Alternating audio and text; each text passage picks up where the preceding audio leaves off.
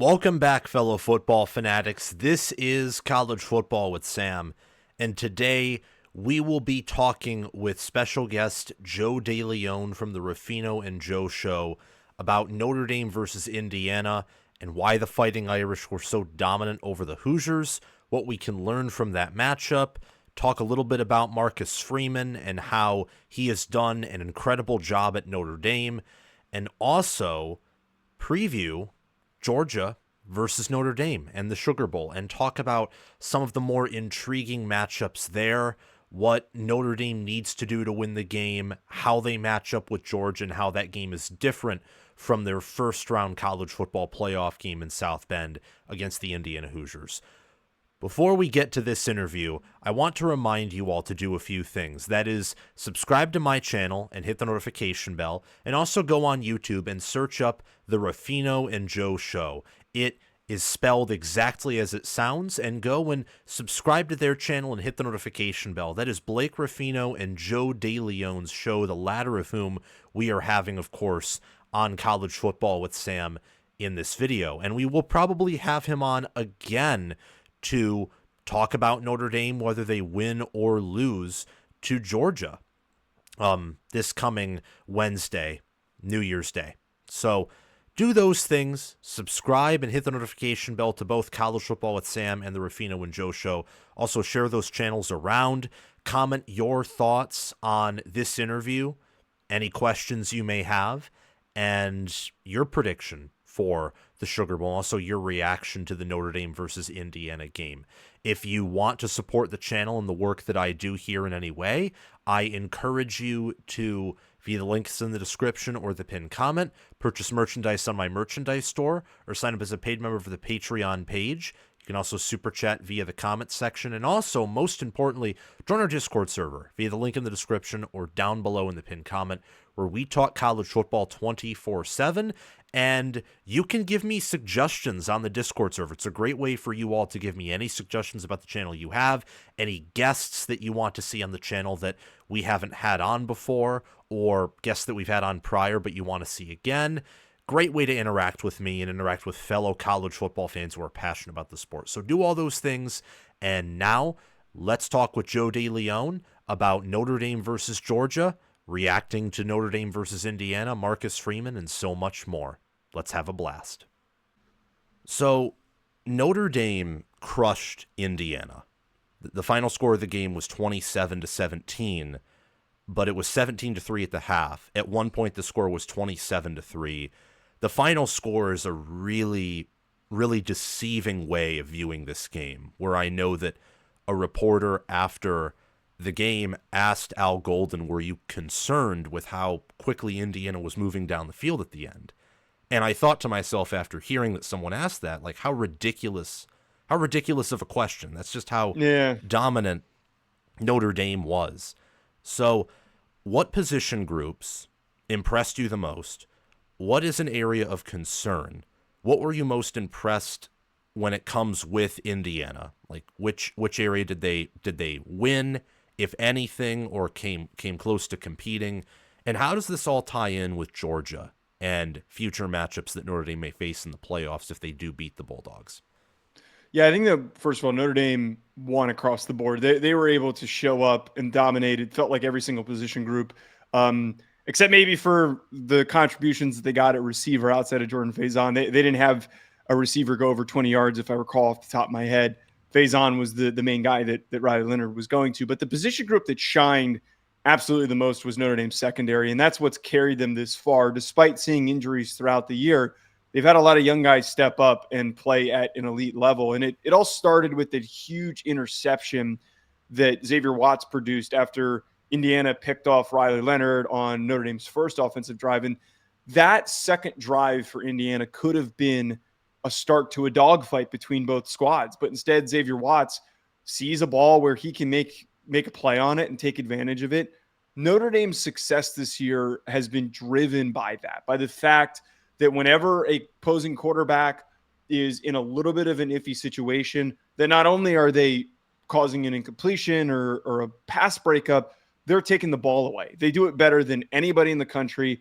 even with a true freshman out there at outside corner in Leonard Moore. And Leonard Moore was the best corner in this game for Notre Dame. And he has been over the past few weeks just lockdown in coverage. He didn't allow really very much separation at all. And I think that's what caused so many problems for Curtis Rourke, because he was hanging in the pocket, nothing was opening up, and then he was taking hits, sacks, whatever it might have been, that led to a lot of their drives ending really, really quickly.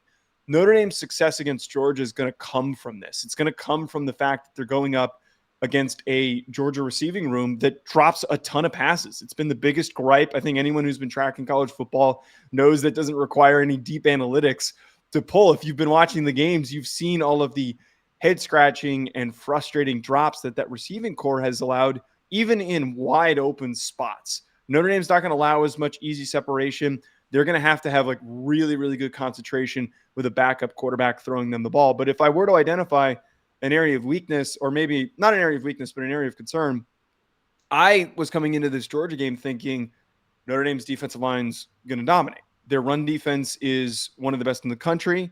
Along the line of scrimmage. They're going up against an offensive line that has had a lot of issues with run blocking. They've been inconsistently healthy. It just feels like that they're off rhythm. But losing Riley Mills for the playoffs is why I am now concerned about that. They have been in a next man up situation every single game on defense with all the injuries that they've suffered. They lost Jordan Botelho. They lost Boubacar Traore, who are edge rushers for Notre Dame. But to lose your best interior defensive lineman that has gotten better every single week and has played to his potential, that's going to be significant for Notre Dame. That could allow for Georgia to establish momentum running the football.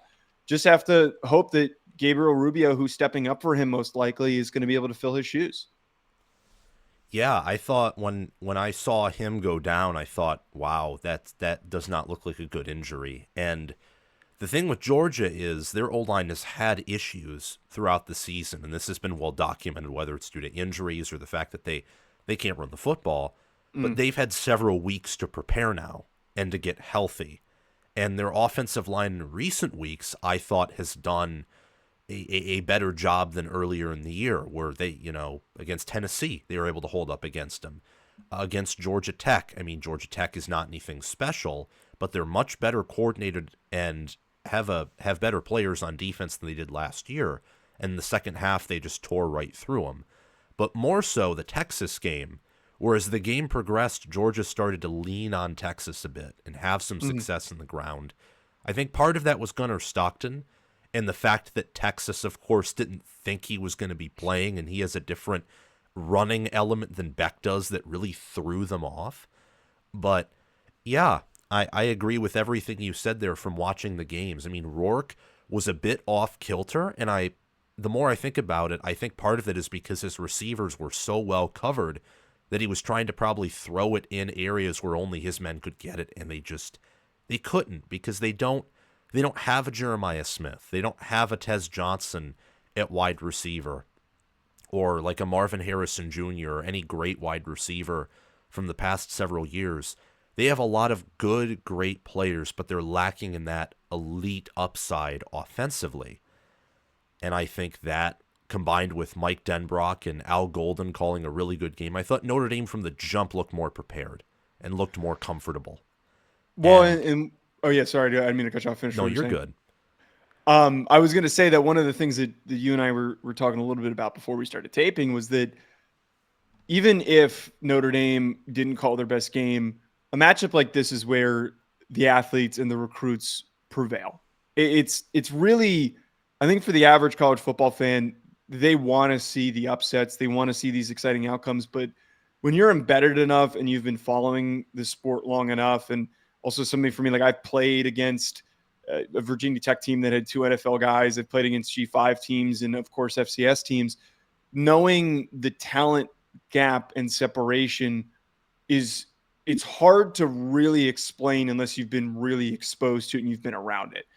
The way that it shows up is in a close game where one team might be playing poorly, but that team has the better athletes. They're eventually going to find a way to prevail. And that's what it felt like with Notre Dame really early, is that they sputtered a bit on the first drive. They get the ball back, and then Jeremiyah Love goes and has the 98-yard rushing touchdown. The athletes eventually prevailed on offense and on defense. when there are close margins between two teams that have good records and that have similar outcomes of opponents, the fact that Notre Dame has all of these premier athletes on their roster compared to a team like Indiana that has good players, most of which are not going to be high draft picks. The earliest that we could see an Indiana player draft in the upcoming draft is probably day 3 compared to Notre Dame, who's going to have first rounders, second rounders, third rounders. Their roster is loaded. That is just a recurring theme that is going to happen throughout these playoffs. As much as we'd love to see a team like Boise State or Arizona State pull out a crazy upset, the breaking point always comes down to which team has those athletes that they can lean on in key situations. Yeah. And I think that because of what you said, and also the fact that, like, watching the teams too for Arizona State and Boise State compared to Texas and Penn State, the odds of them pulling off that upset are infinitesimally small compared to, let's say, the odds of Ohio State or Oregon beating each other, or Notre Dame, Georgia. Like, those two games, thankfully, those are the afternoon and night games, the Sugar Bowl and the Rose Bowl, because I think they will be much more entertaining, much closer, much more competitive. And yeah, I mean, I thought that it was clear who was the more talented team. I thought that Indiana's D-line did a pretty good job holding Notre Dame to under 3 yards per carry outside of that one run, but it was one run is what they needed. Long run where you got to see Love's athleticism, and I don't think that IU has a player like him at all. And then Leonard, I thought Leonard, didn't you think this, that he had one of his better games at Notre Dame, just not making mistakes? The interception wasn't on him. He was accurate. He dodged pressure. He stayed alive in the pocket and just extended drives and created very long, sustainable drives that kept Indiana on the field forever, and they eventually broke. Yeah, the USC game in this past game, I think, were 2 of his back-to-back best performances at Notre Dame. The USC game, we saw a little bit more aggressiveness. It led to one of his interceptions, the interception that he threw in that game, but inability to connect in tight windows. And I think that the other version of Riley Leonard that we saw against Indiana, there are a lot of times where he's hanging in the pocket, he's reading the defense, and then he had to just find and connect maybe with his second or third option. That, to me, is what Notre Dame needs from him against Georgia. There are not going to be open, easy windows immediately off the snap. They have really good defensive backs, just like Notre Dame does. But for his ability to read a defense and find somebody on a 3rd and 5, that is something that Riley Leonard has struggled with a ton. And that's something that hurt them against NIU all the way back at the beginning of the season. It's been so long since then. But Riley Leonard's ability to analyze and to digest what's happening in front of him and then eventually find and connect with whatever receiver ends up getting open, that's what made him play so well. His stats don't indicate crazy big performance, but him as a passer in that game, it did really feel like one of his better games. They're going to need him to be on point, and they're also going to need him to be as impactful as Haynes King was when Georgia Tech nearly knocked off Georgia. He needs to be a hugely impactful runner and needs to just be able to pick up a couple splash plays through the air. Completely 100% agree with that. He didn't have like a Joe Burrow game, but why does that have to be the expectation of what an efficient quarterback is? Because he doesn't have those receivers, and that's not the type of offense, nor is that the type of QB he is. I mean, he has, close to 800 rushing yards, almost 10 rushing touchdowns around there too, and he's been an efficient passer. He's gotten better as the season has progressed, and those are good things that you want to see entering a big game like the Sugar Bowl. So to lean more in on Georgia versus Notre Dame, what do you think is the best matchup for Notre Dame and the best matchup for Georgia? And then I'll share my thoughts. Yeah, I think that Notre Dame, and as I mentioned a second ago, the biggest way that they win in this game is through their secondary. They have obviously better athletes at receiver than Indiana did. They're going to be able to produce plays in the passing game a lot easier than what Indiana did. I don't count the yards that were accumulated in the fourth quarter because Notre Dame had put some of their backups in. It was complete garbage time. They thought the game was over. Not great that they let that happen, but they mailed it in a little bit. Notre Dame needs to win at the catch point. They need to play as strong in coverage as they've had over this recent stretch, but they also need to get at least one interception. They need to generate some sort of a turnover in the passing game. And going up against Gunnar Stockton, who could be the biggest wild card in this game. He could either go out there and be the next coming of Stetson Bennett, or he could really struggle because he doesn't have a ton of meaningful minutes against big time opponents like Notre Dame. Instead, he's got a half against Texas, and that's all that they can really point to. So that to me is the biggest bonus for Notre Dame, is that matchup with their secondary going up against their receivers. But inversely, basically the same line of thinking for Georgia, where Notre Dame is going to have a really tough time.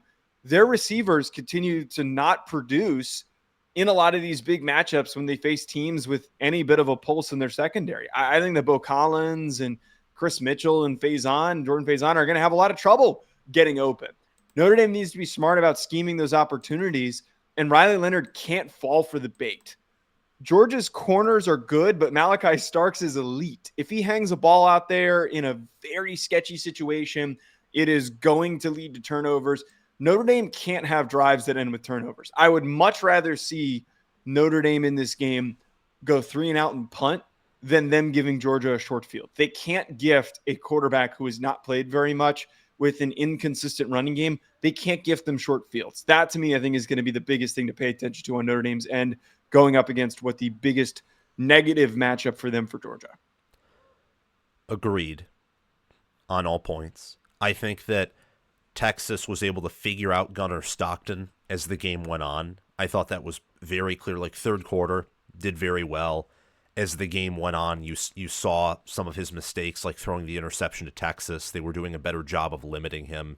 It's why the game went to overtime and didn't end with a Georgia win in regulation, as that defense really started to figure him out. And that should be an encouraging sign, because I think that Notre Dame's defense is one of the best in the country, just like Texas's. And while they share something in common with Texas, that I don't think they've played a lot of good passing attacks, Georgia doesn't have that. So it's not like you're making a jump from, let's say, Indiana, and then whoever Notre Dame played in the regular season to Oregon or Ohio State. You're facing Gunnar Stockton, and you're facing a receiver room that has struggled with drops quite a bit this year, as we've talked about, as you've talked about. What I'm curious about is Notre Dame's elite rushing attack, a rushing attack that no one has been able to completely stop. Some have been able to contain it, but you still allow a long play or a rushing touchdown or something that really gives Notre Dame momentum. If you're a defense facing Notre Dame, it's particularly annoying. You just can't stop it. Can Georgia stop it? Or do you think that Notre Dame is just too good there, on top of Georgia's defense being one of the nation's best? But I still don't know if it's 2021 or 2022 caliber, and I don't think so. They definitely have the bodies on their defensive line to step up and stop Notre Dame's rushing attack. I just don't know to what degree.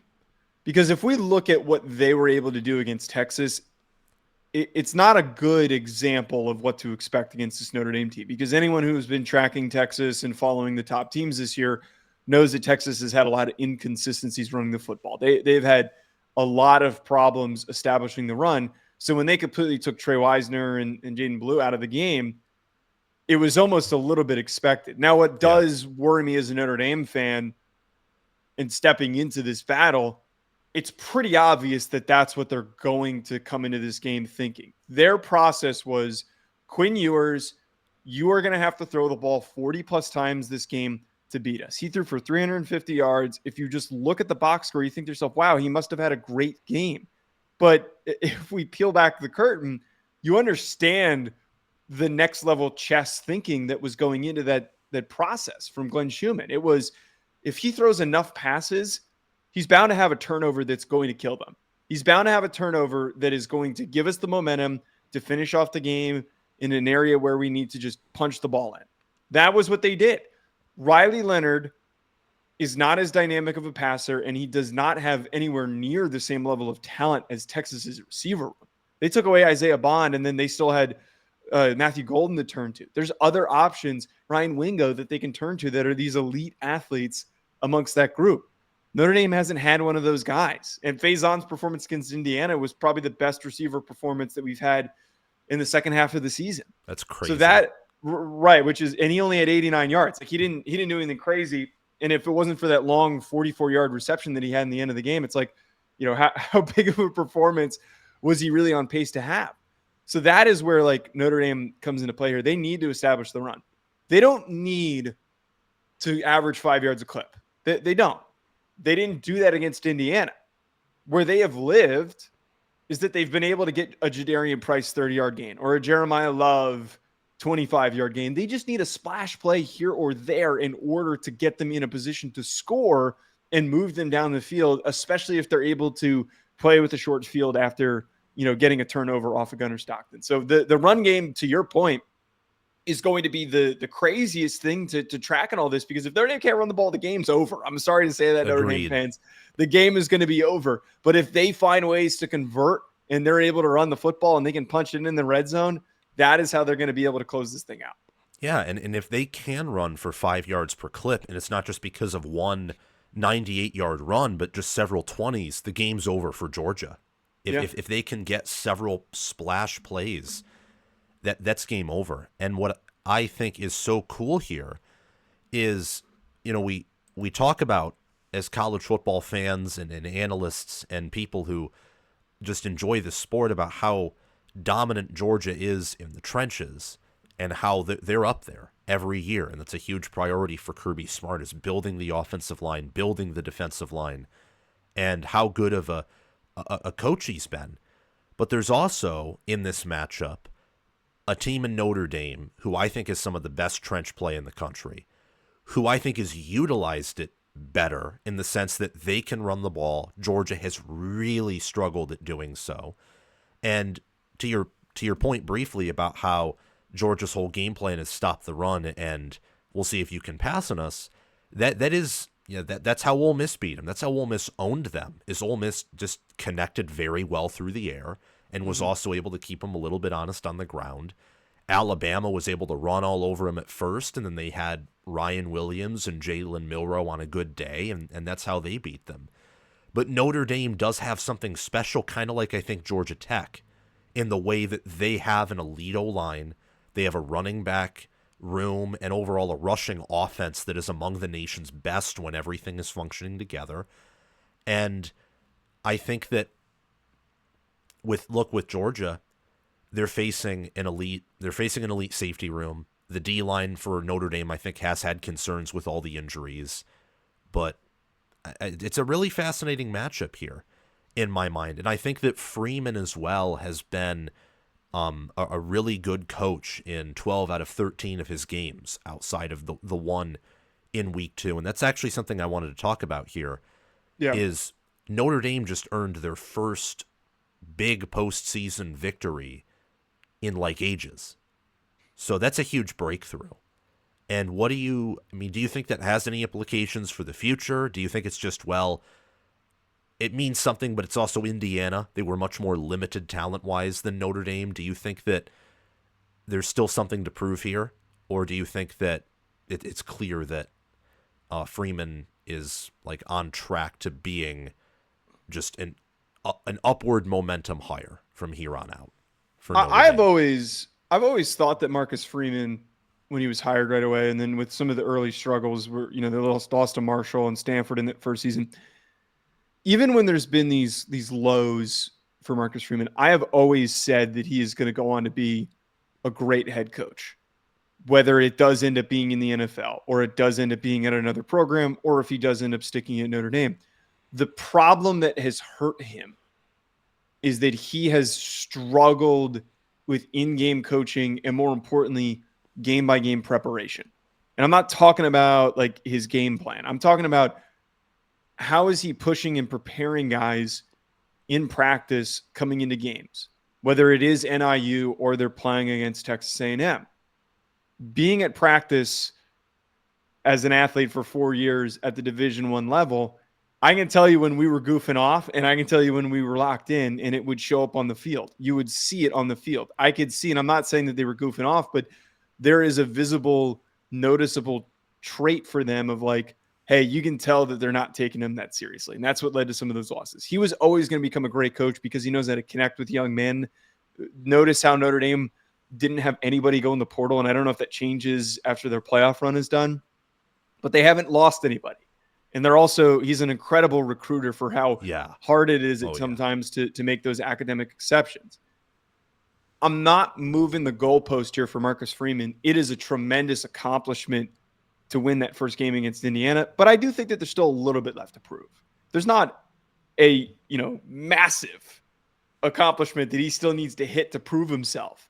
I said after the NIU loss, they needed to go to the playoff. They needed to win a game or two in order to feel a little bit more confident about his footing as the head coach of Notre Dame. And he's accomplished that. They got to the playoff. They won the game. That's what was the biggest reason why he got the extension, is the fact that they finished the year. And I ultimately, last part on this, that I think the biggest difference and where I give Marcus Freeman credit and why I have truly eaten my words on criticisms towards him is that you see that lack of intent from the players. You now see the intensity every single time the ball kicks off at the very beginning of games.